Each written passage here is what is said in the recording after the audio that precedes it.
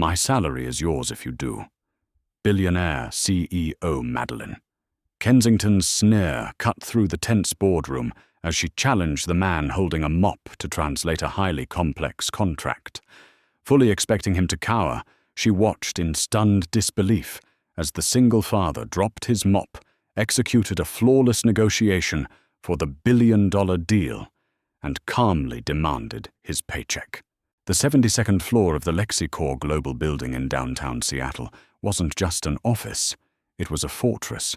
Constructed entirely of reinforced glass, brushed steel, and imported Italian marble, it was the physical manifestation of Madeline Kensington's mind. At 34, Madeline was the youngest self-made billionaire in the linguistics and tech communications sector. She had built LexiCorp from a cramped dorm room into an empire that bridged communication gaps for Fortune 500 companies and sovereign governments alike.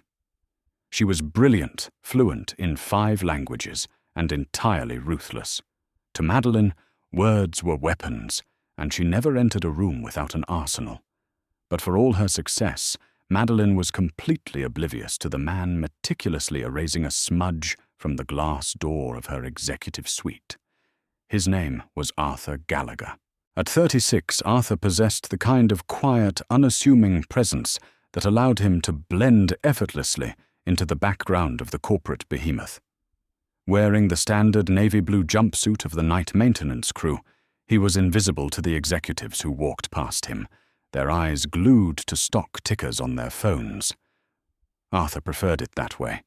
Invisibility meant zero corporate politics, zero overtime, and zero stress. It meant he could clock out precisely at 5 a.m. and go home to the only thing that mattered in his world, his 6-year-old daughter, Sophie. Arthur wasn't always a man who faded into the wallpaper. 7 years ago, he had been a rising star in international diplomacy, serving as a senior attaché for the United Nations in Geneva. He spent his days navigating the treacherous waters of international trade agreements, speaking fluently in a half-dozen European dialects. But that life had ended with a screech of tires on a wet Swiss highway. The accident that took his wife's life had shattered Arthur's ambition. Left alone with a newborn, he realized the high-stakes world of global politics had cost him the woman he loved. He swore he would never let a career eclipse his family again. He resigned, moved back to the States, and took a job that demanded nothing of his intellect, leaving his energy entirely for Sophie. However, life has a cruel way of challenging our promises. 3 months ago, Sophie had been diagnosed with a severe congenital heart defect. The pediatric cardiology unit at Seattle Children's Hospital was world-renowned, but the specialized valve reconstruction surgery she needed wasn't fully covered by Arthur's basic employee insurance plan. The out-of-pocket cost was a staggering $240,000. Arthur had drained his savings, sold his car, and moved them into a cramped studio apartment, but he was still short. Every floor he mopped, every trash can he emptied, was a countdown clock, ticking against his daughter's failing heart. On a crisp Tuesday evening, the tension on the 72nd floor was palpable, suffocating the usual hum of productivity. Madeline Kensington was facing the collapse of the most critical acquisition in LexiCorp's history. For 6 months, Madeline had been trying to purchase Aegis Systems, a proprietary encryption software firm, based in a remote, highly insular canton of Switzerland. The software would secure LexiCorp's dominance for the next decade. The owner of Aegis, an eccentric and notoriously stubborn billionaire named Dieter Ziegler, had finally agreed to a face-to-face meeting in Seattle. But Ziegler had a reputation. He despised American corporate culture and outright refused to conduct business in English.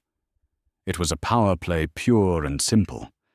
Madeline had hired the top Swiss-German translator on the West Coast, a nervous man named Andrew Chandler, to facilitate the meeting. The boardroom doors were heavy, but the walls were glass, allowing Arthur, who was emptying the recycling bins in the adjacent hallway, to observe the disaster unfolding. Ziegler, a barrel-chested man with a face like carved granite, was scowling. He spoke in rapid, guttural bursts of Zürich, a highly specific, notoriously difficult dialect of Swiss German that rarely translates directly into English. It relies heavily on idiom's tone and cultural context. Through the crack in the heavy oak door, Arthur could hear the exchange. Ziegler leaned forward, slapping a thick folder onto the table. Ihr Angebot ist wie nes leers fasses tönt nummelut, aber es ist nüt dinne, he barked. Inside the room, Andrew Chandler paled, sweat beading on his forehead. He flipped frantically through a glossary on his tablet. He cleared his throat and looked at Madeline. He says your offer is a barrel. It makes a loud noise, but there is nothing inside. Madeline's eyes narrowed, her manicured nails digging into the leather armrests of her chair. A barrel. What is he talking about? Is it a packaging issue? Tell him our supply chain logistics are fully integrated. Andrew relayed the message in standard High German. Ziegler's face turned an alarming shade of purple. He threw his hands up in disgust, pushing his chair back so violently it scraped against the marble floor. He unleashed a torrent of frustrated, highly colloquial insults, essentially calling Madeline a foolish child, playing with money she didn't understand. What did he say? Madeline demanded, her voice carrying an edge of panic. Andrew translated. Andrew stammered, entirely lost in the regional slang. I believe he is terminating the negotiation, Miss Kensington. He says you are a child. A child. Madeline slammed her hands on the table, standing up. I offered him $900 million. You're mistranslating Andrew. I pay you an exorbitant amount of money to bridge this gap, and you are failing me. This entire company's future is riding on this deal, and you're telling me about empty barrels. Ziegler grabbed his briefcase and snapped it shut. He was done. The biggest deal of Madeline's career was walking out the door, and she was powerless to stop it. The sheer impotence of the situation broke her icy composure. She needed a scapegoat. Is everyone in this building completely incompetent? Madeline shouted, her voice echoing out into the hallway. I am surrounded by overpaid idiots. I swear I'd bet my entire annual salary that the janitor in the hallway could do a better job than my senior translation team. Outside the door, Arthur Gallagher stopped. He looked at his mop bucket. He thought of the $240,000 he didn't have. He thought of the pale, tired face of his little girl lying in a hospital bed, asking when she could go back to school. He took a slow, deep breath, untied the knot of his industrial trash bag, and stepped into the billionaire's boardroom. The sudden appearance of the janitor in the middle of a high-stakes corporate meltdown froze the room. Madeline Kensington spun around, her dark eyes flashing with fury. "What are you doing?" she snapped, glaring at Arthur's stained work boots, standing on her imported Persian rug. "Who let you in here?" "Get out." Arthur didn't flinch. He stood perfectly still, his posture straightening in a way that suddenly made the blue jumpsuit look less like a uniform and more like a tailored suit. He looked directly into Madeline's eyes, his expression calm and unreadable. "You made an offer, Ms. Kensington," Arthur said, his voice deep, resonant, and entirely devoid of the deference she expected from her employees. "You stated you would bet your entire annual salary that a janitor could do a better job than your senior translation team." Madeline let out a harsh, incredulous laugh. "Are you out of your mind, security?" she yelled toward the door. "Because if you were serious," Arthur continued, smoothly ignoring her outburst and the panicked looks of the executives around the table, "I accept your terms, but I'll need a verbal confirmation in front of these witnesses." Tristan Cole, Lexicor's chief financial officer, and a man who had long coveted Madeline's position, leaned back in his chair, a cruel smirk playing on his lips. Careful, Maddie. A verbal contract is binding in the state of Washington. Madeline glared at Tristan, then turned her venom back to Arthur. Her pride was stung, her adrenaline was spiking from the failing deal, and this janitor was mocking her in her own domain. She was Madeline Kensington. She didn't back down from anyone. According to public filings, her base salary alone was $3 million. Fine, Madeline spat her voice, dripping with venomous sarcasm. You want to play games while my company burns, be my guest. If you can salvage this deal, my salary is yours. If you can't, you are fired, and I will personally ensure you never find work in this city again. Go ahead, janitor. Translate. Arthur gave a curt nod.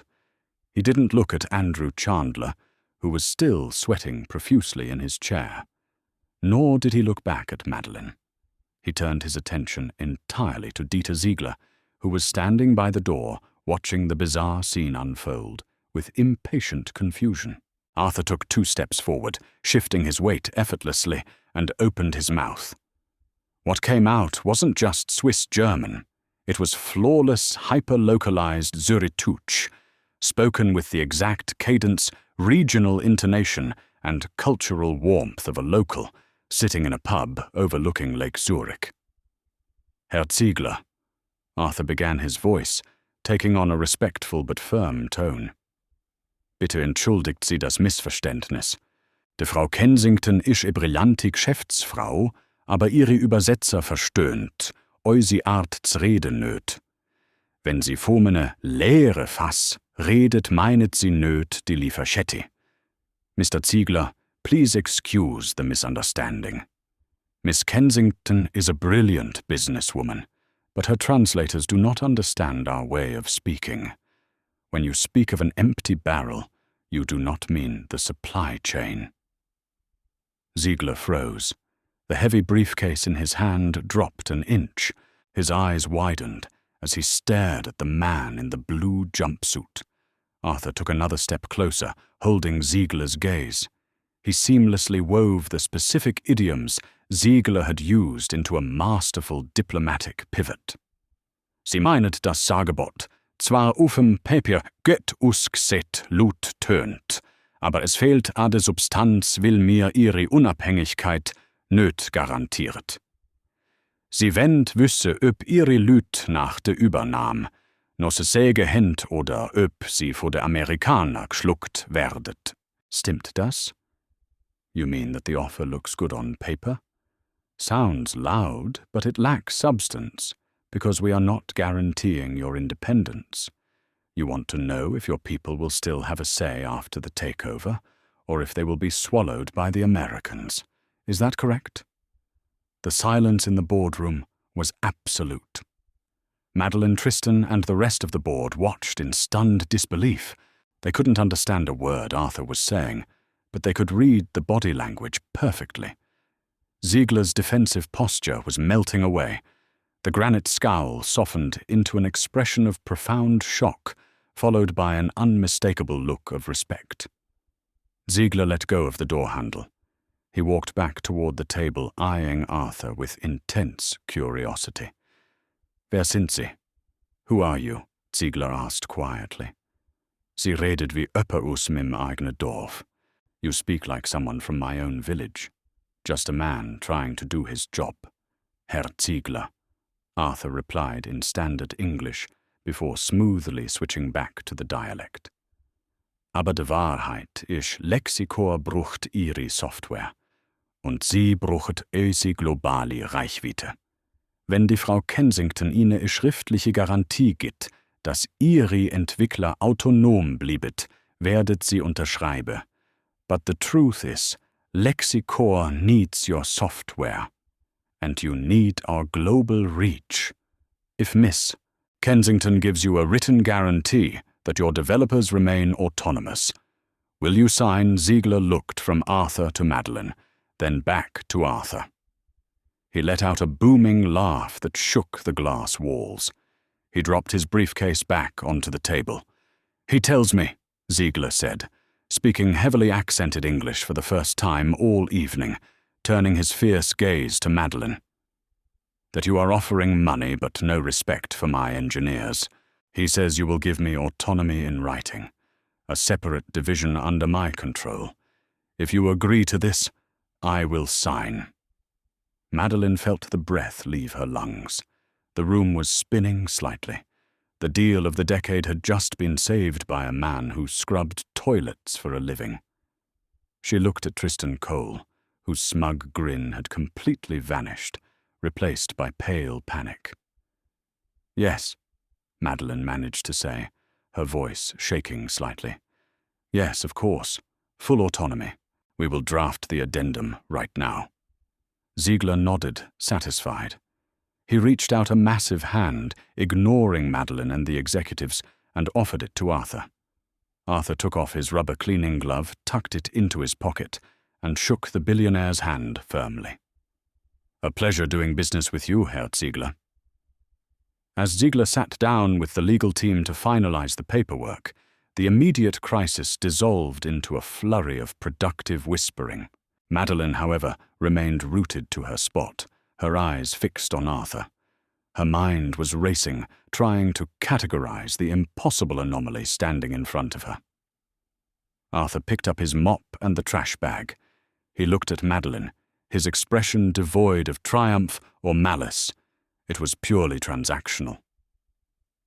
"Miss Kensington," Arthur said quietly, ensuring only she could hear him over the murmur of the executives. Who are you?" Madeline breathed, staring at him as if he were a ghost. "How did you do that?" "I used to negotiate treaties," Arthur replied simply. "Now I clean floors." He paused, pulling a small folded piece of paper from his chest pocket, a hospital bill, and tapped it against the edge of the mahogany table.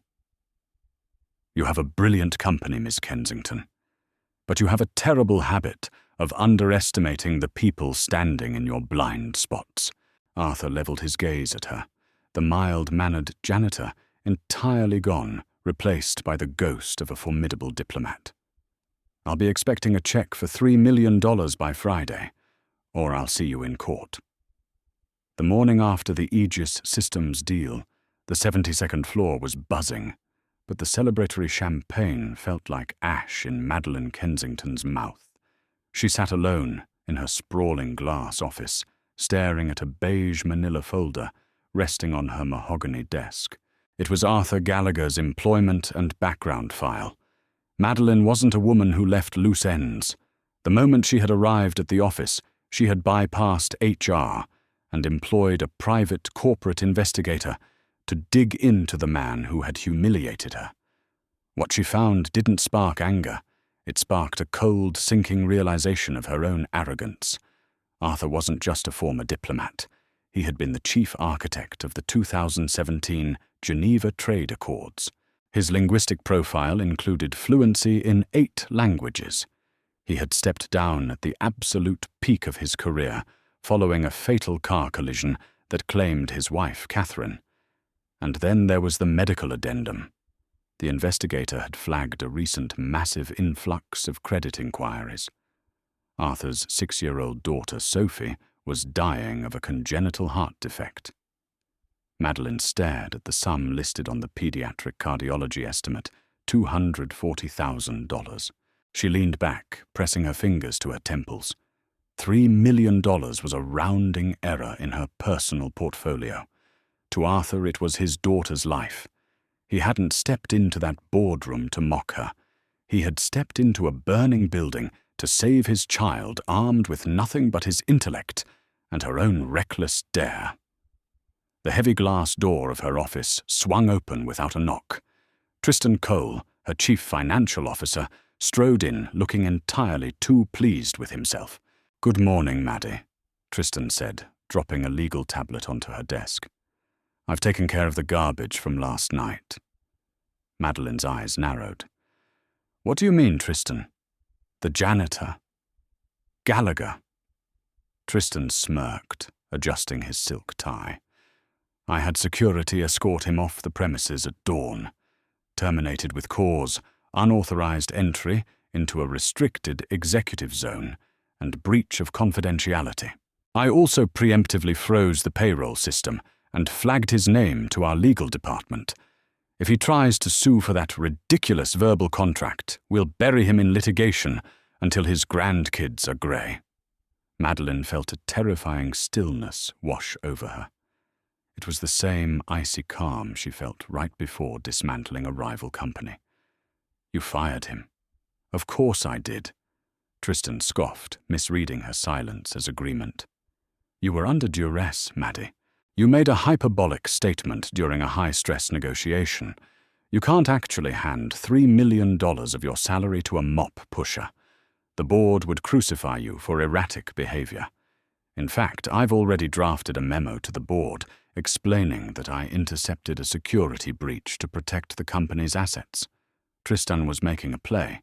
It was glaringly obvious. He wasn't protecting LexiCorp.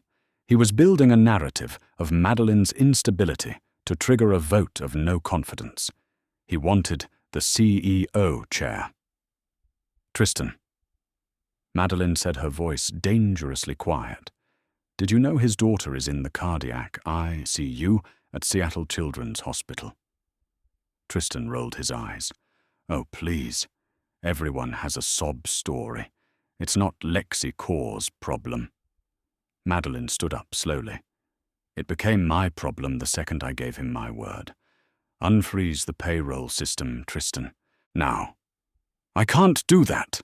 Tristan countered his smirk, hardening into a scowl. As CFO, I have a fiduciary duty. As CFO, you work for me. Madeline snapped her voice, cracking like a whip. You will authorize the transfer of $3 million from my personal executive compensation package to Arthur Gallagher's account by noon. If you refuse, I will fire you on the spot for insubordination. Tristan leaned over her desk, his face flushed. You're making a massive mistake, Madeline. You're letting pride and some misguided sense of charity ruin your judgment. I'm calling an emergency board meeting for tomorrow morning. We'll see if the shareholders agree with your multi-million-dollar philanthropic mood swings. He turned on his heel and stormed out, slamming the glass door behind him. Madeline didn't flinch. She picked up her phone, bypassed Tristan entirely, and dialed her personal wealth manager. Frank, liquidate $3 million from my private trust. Wire it directly to Seattle Children's Hospital care of Sophie Gallagher. Pay the entire surgical fee in full and deposit the remainder into an irrevocable trust for the father. She hung up, grabbed her designer trench coat, and walked out of the fortress she had built. For the first time in her life, a corporate victory wasn't enough. She had a debt to pay, and she was going to pay it in person. The rhythmic beeping of the heart monitor was the only sound in room 412 of the pediatric ICU. Arthur sat in a plastic chair that was far too small for his frame, holding his sleeping daughter's tiny, pale hand. He had been fired. Security had marched him out of the building like a common criminal, before the sun even came up. His phone had been ringing with automated calls from collection agencies all morning. He had played his last desperate card, and LexiCorp's corporate machine had crushed him anyway. He was calculating which loan shark he could turn to next when a soft knock broke the silence. Arthur looked up, expecting a nurse. Instead, Madeline Kensington stood in the doorway. She looked entirely out of place, stripped of her imposing boardroom environment, wearing a simple beige trench coat. She looked smaller, almost human. She held a sleek leather portfolio against her chest. Arthur's jaw tightened. If you're here with a non-disclosure agreement, Ms. Kensington, you can save your breath. I'm not signing anything, and I am filing a lawsuit tomorrow. I'm not here for an NDA, Arthur, Madeline said softly, stepping into the room. She looked down at Sophie, her usually sharp features softening. She's beautiful. She's sick, Arthur corrected his voice, rough with exhaustion. And I don't have time for billionaire games. Please leave. Madeline opened the portfolio and pulled out a stack of stamped, heavily notarized documents. She placed them gently on the small table next to Arthur. "These are from the hospital's billing department," Madeline said. "Sophie's surgery tomorrow is fully funded. The post-operative care, the private recovery room, the physical therapy, it's all paid for." Arthur stared at the papers. The balance at the bottom of the invoice read $0. His breath caught in his throat. He looked up at Madeline, his diplomatic composure finally cracking, revealing the desperate, terrified father beneath. "What did you do?" "I honored our contract," Madeline replied, her eyes meeting his. "Tristan Cole tried to block the corporate transfer, so I paid it from my personal accounts. The remaining $2.7 million is in a secure trust in your name. You earned it, Arthur. You saved my company last night. But more importantly, I am deeply sorry for how I spoke to you." Arthur slowly reached out and touched the hospital invoice, as if making sure it was real. A heavy, suffocating weight that he had carried for months suddenly evaporated. He let out a shaky breath, burying his face in his hands for a brief second before looking back at her. "Thank you." "Don't thank me yet," Madeline said, pulling up a second plastic chair and sitting across from him. "Tristan has called an emergency board meeting for 9 a.m. tomorrow. He is citing my payment to you as grounds for termination. He's going to try and strip me of my own company." Arthur's eyes narrowed. The sharp, analytical diplomat returned to the surface. "Cole was heavily opposed to the Aegis acquisition. Why, I thought he was just being risk-averse." Madeline sighed. "No," Arthur said, shaking his head. "Last week I was emptying the shredder in his office. I saw fragments of communications with Novatech, your biggest rival. Tristan wasn't just opposed to the Aegis deal. He was actively trying to sabotage it, so Novatech could swoop in and buy them out. He's a corporate spy, Madeline." Madeline's eyes widened in shock, followed rapidly by blazing fury. "Can you prove that—" Arthur looked at his sleeping daughter, knowing she was finally safe. He stood up, rolling his shoulders, a dangerous glint in his eye. "I spent 10 years dismantling corrupt governments, Ms. Kensington. A crooked CFO is child's play. Do you want to go to war?" Madeline smiled, a real, genuine smile that reached her eyes. "Only if you're on my side." The next morning, the LexiCorp boardroom was a snake pit. Tristan Cole stood at the head of the table, projecting charts of Madeline's reckless financial behavior to the grim-faced board of directors. "Therefore," Tristan concluded, looking smugly at Madeline, who was sitting quietly at the opposite end, "for the protection of shareholder value, I motion for the immediate removal of Madeline Kensington as CEO." The heavy glass doors swung open. Arthur Gallagher walked in. He was no longer wearing a blue jumpsuit. He wore a charcoal grey bespoke Italian suit that fit him with devastating precision. He carried a sleek silver briefcase and radiated an aura of absolute unyielding authority. "I apologize for the interruption," Arthur said, his voice carrying the effortless command of a man used to addressing the UN General Assembly. He walked directly to Madeline's side. "Security!" Tristan shouted, his face paling. "Get this janitor out of here." "Mr. Gallagher is not a janitor," Madeline announced, calmly standing up.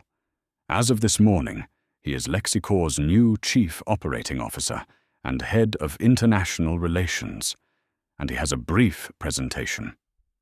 Arthur placed his briefcase on the table and snapped it open. He handed a thick bound dossier to the chairman of the board. "Ladies and gentlemen," Arthur began, pacing slowly around the room, "what you are looking at is a comprehensive audit of Mr. Cole's encrypted offshore communications over the past 6 months. You will find irrefutable proof that Mr. Cole has been receiving untraceable crypto deposits from Novatech in exchange for sabotaging the Aegis Systems acquisition. Tristan stumbled backward, gripping his chair. That's a lie. This is fabricated. It's also a federal crime. Arthur continued, smoothly ignoring Tristan entirely. A copy of this dossier was delivered to the SEC and the FBI 30 minutes ago. In diplomacy, Mr. Cole, we call this a preemptive strike. The boardroom erupted. The chairman frantically flipped through the documents, his face turning red with rage. Within 3 minutes, security was called not for Arthur, but for Tristan Cole, who was escorted out of the building in handcuffs, screaming threats that fell on deaf ears. When the dust settled and the board unanimously reaffirmed Madeline's position, she and Arthur were left alone in the quiet boardroom. The Seattle skyline stretched out behind them, bright and full of promise. Madeline turned to him, leaning slightly against the marble table. "Well, Mr. COO, you drive a hard bargain. You got my salary, my CFO fired, and a corner office." Arthur stepped closer, the professional distance between them shrinking. "I only negotiate for things I care about, Madeline." Madeline looked up into his eyes, seeing the strength, the intellect, and the deep, unwavering loyalty that she had never found in the corporate world. She reached out her hand, gently resting on the lapel of his suit. "And what else do you care about, Arthur?" she asked softly. "I think," Arthur murmured, leaning in until their lips were mere inches apart. "We have a lot of terms left to negotiate." Did you love this story of Arthur and Madeline? Sometimes the greatest power isn't in the boardroom, but in the unseen sacrifices we make for the ones we love. If you want more thrilling romance, unexpected twists and satisfying karma, hit that like button, share this story with your friends, and don't forget to subscribe to the channel for daily stories. What would you do for $3 million? Comment below.